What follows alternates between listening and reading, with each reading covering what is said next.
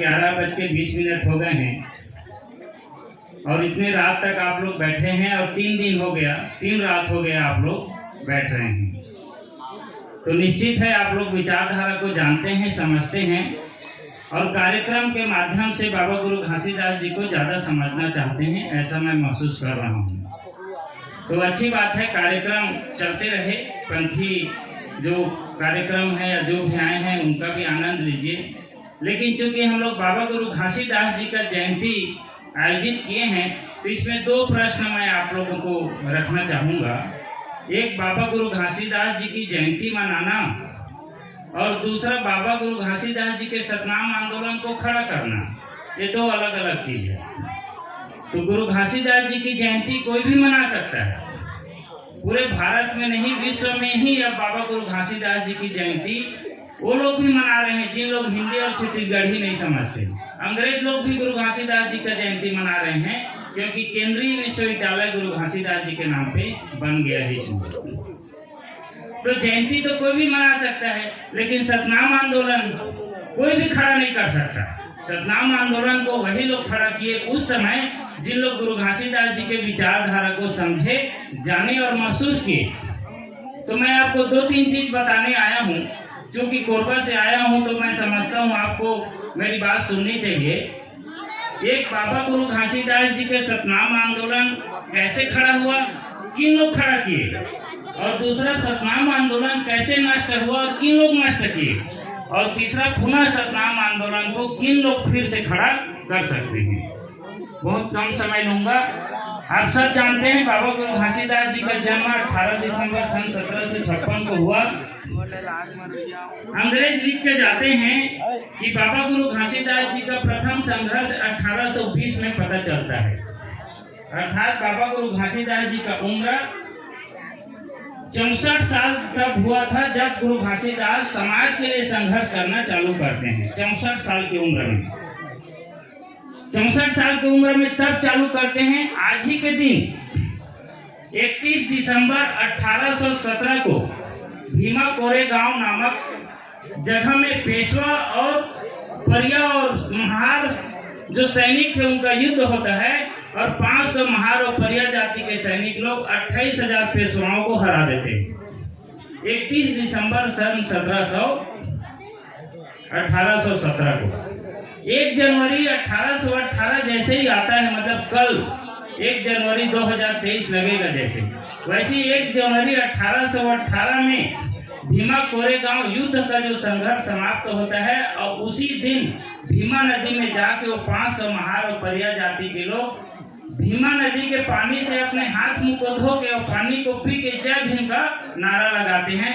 ये संदेश छत्तीसगढ़ भी आता है। इधर बाबा गुरु घासीदास 64 साल की उम्र में थे।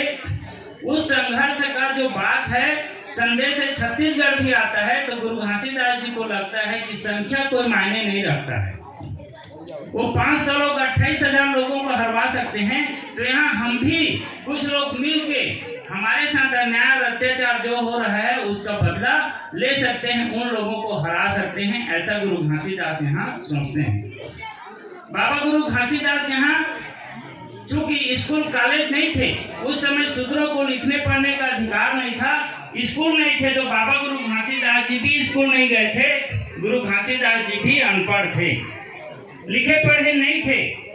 लेकिन बाबा गुरु घासीदास जी ने समाज को पढ़ा और समाज को जब उन्होंने पढ़ा तो समाज से क्या पढ़ा, तो उन्होंने पाया कि समाज में भूखमरी है, बेबसी है, लाचारी है, अन्याय है, अत्याचार है, गैर बराबरी है, बीमारी है, अशिक्षा है। ऐसे चीजों को बाबा गुरु घासीदास जी पढ़ते हैं और पढ़ के निष्कर्ष निकालते हैं कि जब तक मेरा समाज शिक्षित नहीं हो जाता और जात पात में बटे रहेंगे तब तक अपने हक और अधिकार को नहीं ले सकता। ऐसा बाबा गुरु घासीदास निष्कर्ष निकालते हैं और मनखे मनखे ला एक बरोबर का आंदोलन चलाते हैं। हमारे समाज के लोग बोलते हैं मनखे मनखे एक बरोबर। अब मनखे मनखे एक बरोबर में आंदोलन क्या हो गया? जात पात छुआछूत भेदभाव का संघर्ष बाबा गुरु घासीदास जी ने किया। ऊंच नीच को खत्म करने के लिए गुरु घासीदास जी ने संघर्ष किया। मनखे मनखे एक बरोबर। तो बाबा गुरु घासीदास जी का मात्र एक ही संघर्ष रहा कि मनखे मनखे एक बरोबर किया जाए, जात पात को खत्म किया जाए। तो बाबा गुरु घासीदास जी का मूल संघर्ष मनखे मनखे ल एक बरोबर, वो जो ल छत्तीसगढ़ी में है, बाद में दुश्मन लोग वो ल शब्द को हटा दिए और हम लोग के हाथ में थमा दिए मनखे मनखे एक बरोबर। आज तक हम लोग मनखे मनखे एक बरोबर कह रहे हैं। वही गुरु घासीदास जी का कहना था कि हर व्यक्ति को समान शिक्षा मिलना चाहिए। यदि स्कूल कॉलेज रहता तो मैं पढ़ा रहता, गुरु घासीदास जी का कहना है। यदि रोजी रोजगार रहता तो दूसरे के खेत खलिहानों में मेरे को काम करना नहीं पड़ता, ऐसा गुरु घासीदास जी कहते हैं। यदि चिकित्सा सुविधा रहता, हॉस्पिटल चिकित्सालय रहते उस समय, तो मेरे को और मेरे पिताजी को जड़ी बूटी से इलाज करना नहीं पड़ता, मेरे को बाबा बनना नहीं पड़ता। इसलिए गुरु घासीदास जी का कहना है कि मनखे मनखे ला एक बरोबर, हर व्यक्ति को हर प्रकार के हक अधिकार और सुविधा मिलना चाहिए, ऐसा गुरु घासीदास जी का संघर्ष है। साथ ही ये जो संघर्ष है बाबा गुरु घासीदास जी का 1820 में अंग्रेज लिख के गए हैं। हमारे लोग किताब पढ़ते नहीं है, पढ़ने का आदत नहीं है। अंग्रेज लिख के गए हैं कि बाबा गुरु घासीदास जी 1820 में संघर्ष करते हैं मनखे मनखे ला एक बरोबर। क्योंकि यहाँ अंग्रेज लोग थे, अंग्रेज लोग अब हिंदी समझते नहीं, अंग्रेज लोग छत्तीसगढ़ी समझते नहीं।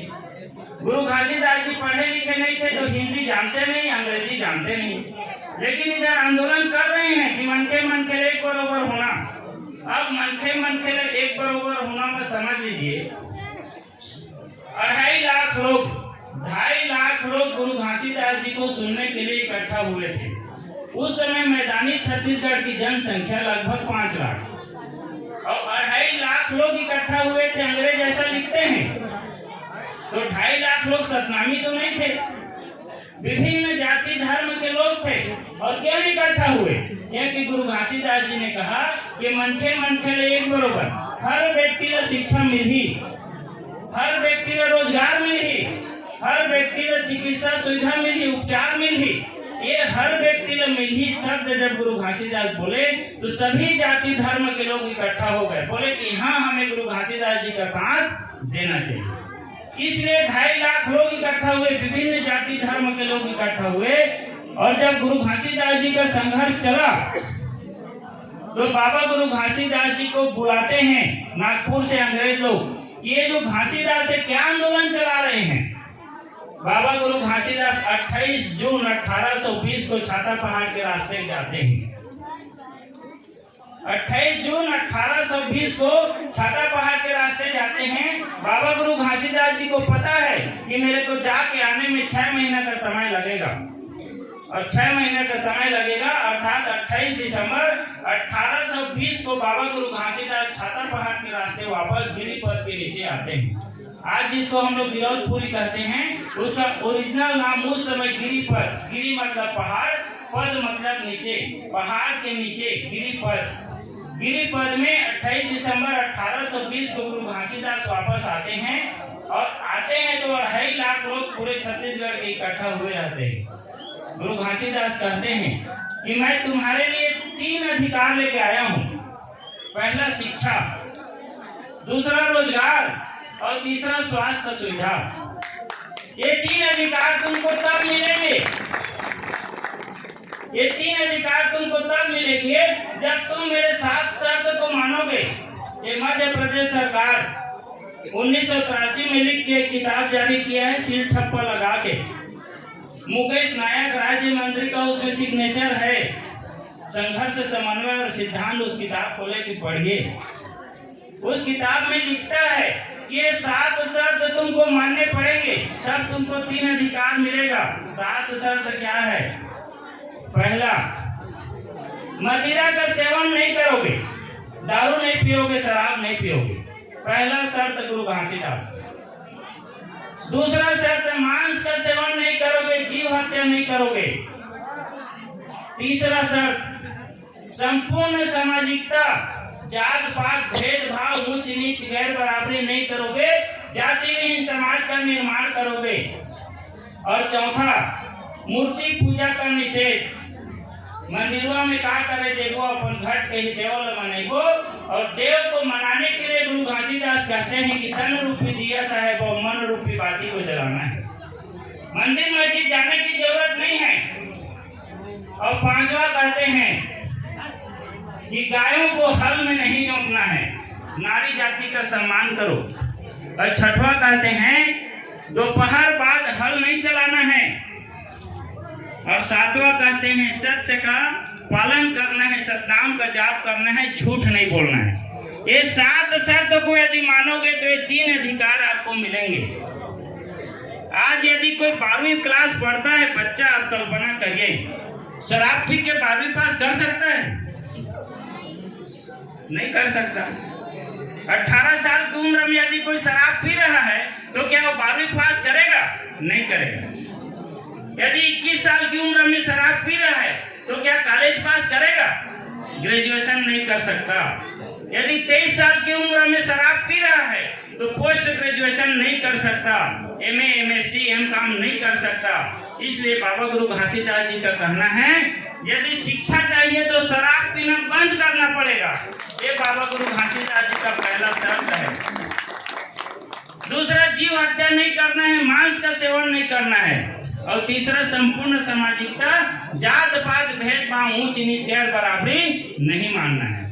ये 7 शर्त है। मेरे कहते हैं इस 7 शर्त पे हमारे उस समय के बाप दादा लोग जो इकट्ठा हुए थे 2.5 लाख लोग, बाबा गुरु घासीदास जी को वचन देते हैं। ये हमारे लोग कहते हैं घासीदास बाबा 7 वचन बोले हैं। 7 वचन गुरु घासीदास नहीं बोले हैं, बाबा गुरु घासीदास 7 शर्त बोले हैं। और हमारे बाप दादा लोग उस 7 शर्त में 7 वचन दिए हैं कि हाँ बाबा घासीदास हम दोनों वचन देथन, शराब नहीं पियन, मांस मदिरा के सेवन नहीं करन, जात पात ऊंच नीच नहीं मानन, दोपहर बाद हल नहीं चलान, मंदिर मस्जिद नहीं जान और झूठ नहीं बोलन और नारी जाति के सम्मान करबो। ये हमारे बाप दादा मन घासीदास जी ला वचन दे रही है। ये सुखा पाली के मन लग आज वचन दे ला पड़ी घासीदास जी। ये सुखा पाली के मन ला घासीदास जी आज वचन दे ला पड़ी कि घासीदास बाबा हमन शराब नहीं पियन तो आप 12वीं पास करिया, आप कॉलेज पास करिया, आप नौकरी चाकरी में जाइया। यदि शराब पिया, बाबा घासीदास जी ला वचन नहीं दिया, शिक्षा नहीं पावा, नौकरी नहीं पावा, रोजगार नहीं पावा। तो गुरु घासीदास जी ला हमारे बाप दादा मन वचन दे रहे हैं, वो वचन ला आज हमरा निभाना है। और बाबा गुरु घासीदास जी ये 7 शर्त ला वो टाइम हमारे पुरखा मन के माथा में लिखे हैं, अधरे नागर अधरे तुतारी के माध्यम से। ये अधर मतलब मूठ, ये बोल के माध्यम से गुरु घासीदास अधरे नागर अधरे तुतारी और 5 काठा धान ला चटिया मटिया डोली में होई।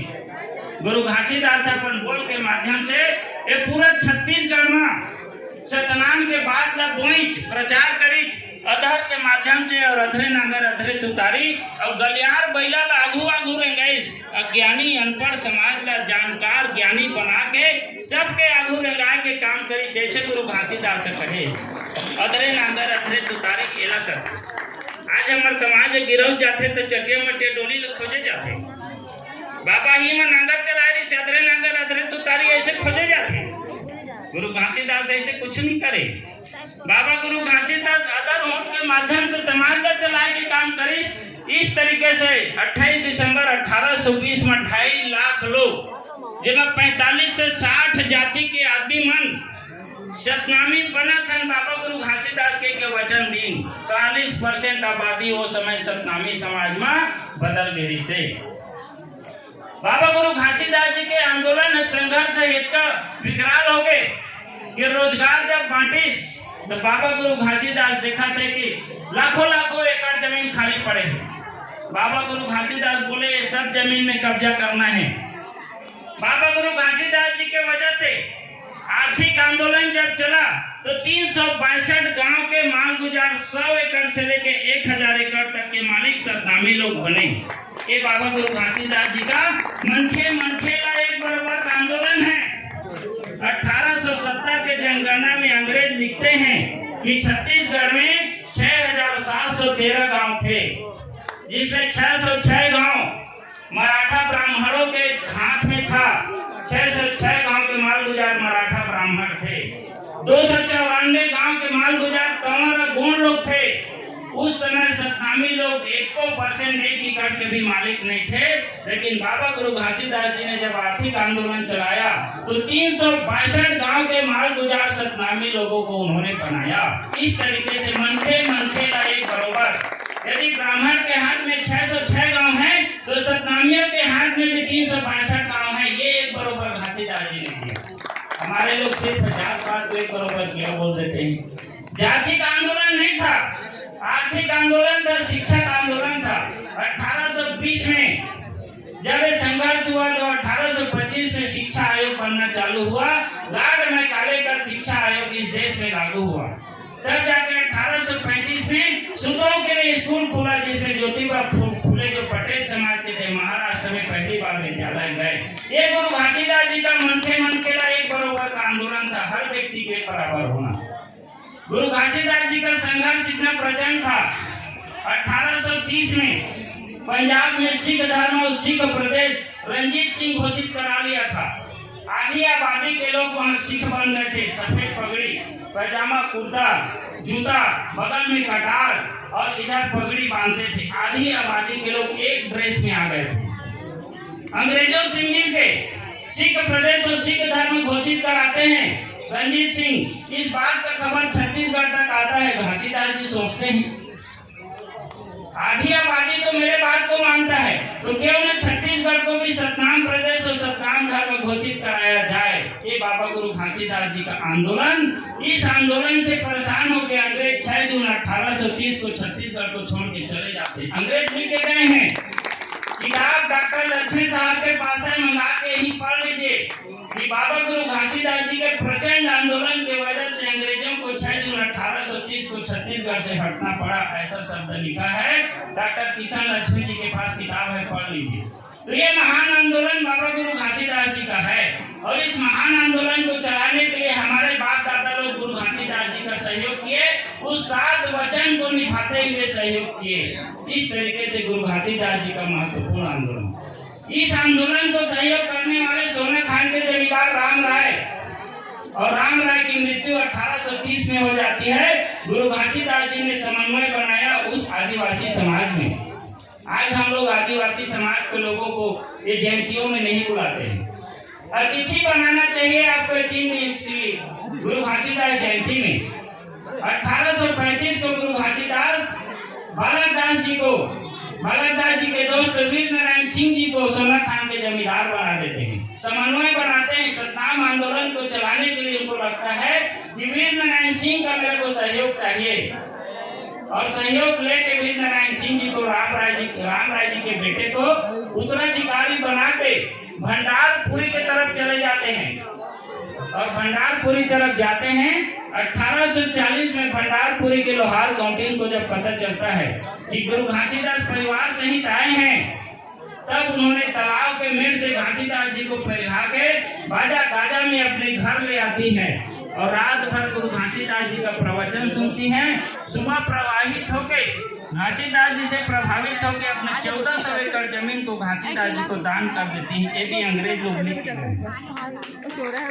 और सुबह लोहारिन गौटीन घासीदास जी को गुरु बनाती हैं कि आज से बाबा आप हमारे गुरु हैं।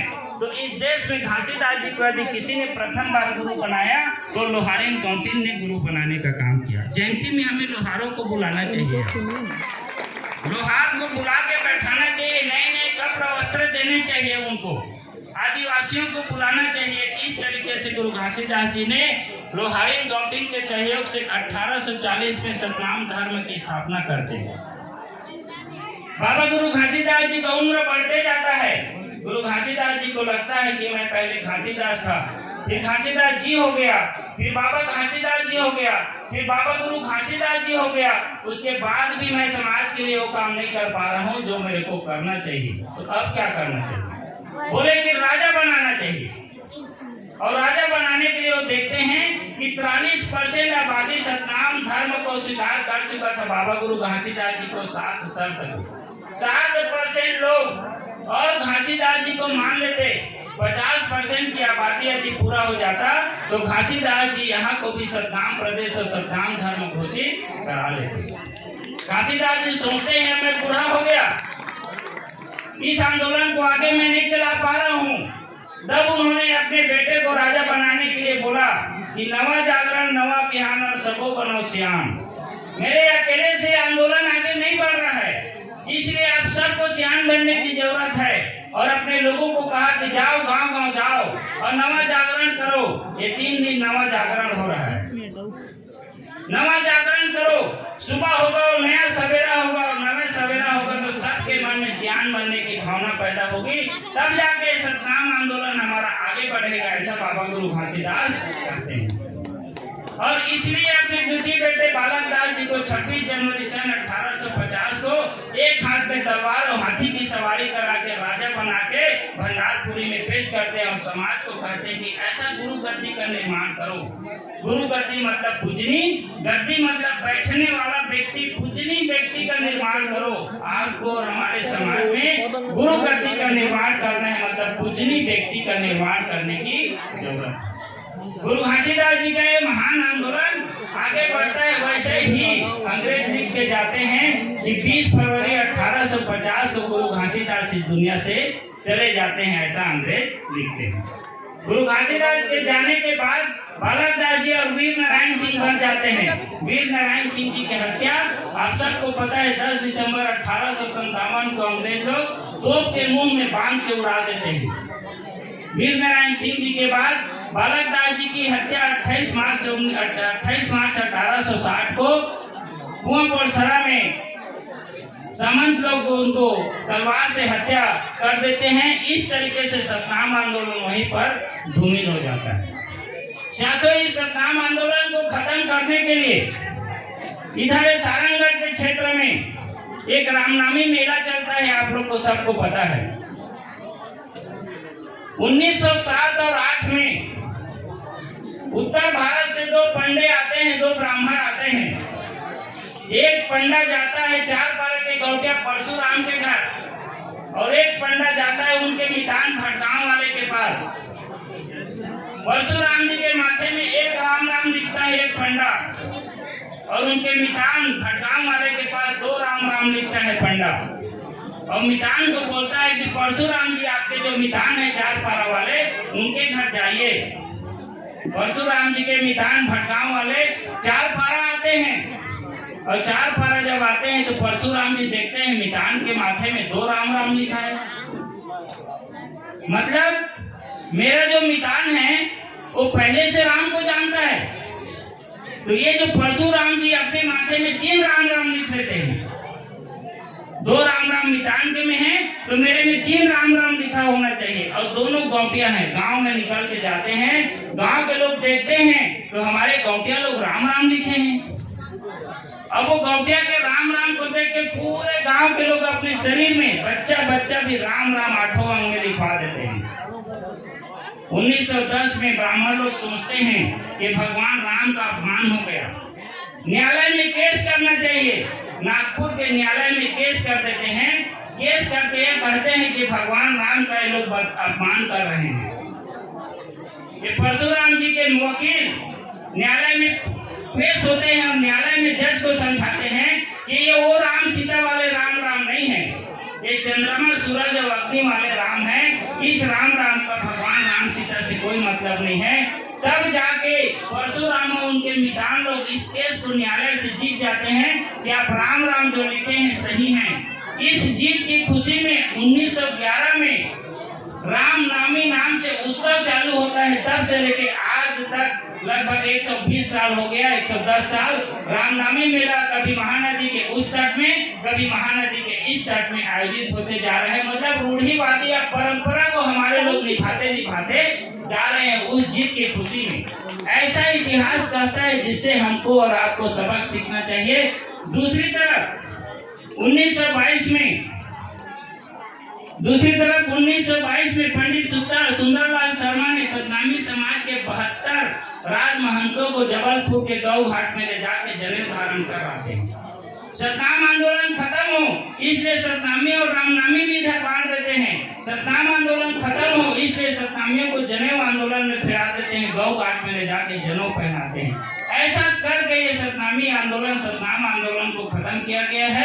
लेकिन इस बात को ये सतनामियों को खोजते खोजते 1981 में माननीय काशीराम साहब दिल्ली से आते हैं। ये सतनामी लोग 7 वचन दिए हैं गुरु घासीदास को, सत्य बोलते हैं, मांस मदिरा का सेवन नहीं करते हैं। ऐसा खोजते खोजते इस सारंगगढ़ की धरती में भी आते हैं और मान्यवर साहब ने बाबा गुरु घासीदास जी के आंदोलन को जन जन तक पहुंचाने के लिए सतनाम मेला, गुरु घासीदास मेला आयोजित करके पूरे समाज को जनवाने का काम करते हैं। और इसी के तहत यहाँ 3 दिन हो गया गुरु घासीदास जी का मेला लग रहा है। चूंकि बहुत टाइम हो गया, 12 बजने वाला है, आप लोग बहुत गंभीरता से सुने, इसलिए आपको बहुत बहुत धन्यवाद। मनखेला एक बरोबर ध्यान रखिएगा, हमारा मूल आंदोलन मनखे एक बरोबर नहीं, मनखेला एक बरोबर। रोजी रोजगार, स्वास्थ्य, चिकित्सा, हक और अधिकार का बराबर बंटवारा बाबा गुरु घासीदास जी का मूल आंदोलन था। इसलिए मनखेला एक बरोबर का आंदोलन को आगे बढ़ाना है। आप लोगों ने बहुत गंभीरता से सुना, इसलिए आप सबको जय सतनाम, धन्यवाद, जय भीम।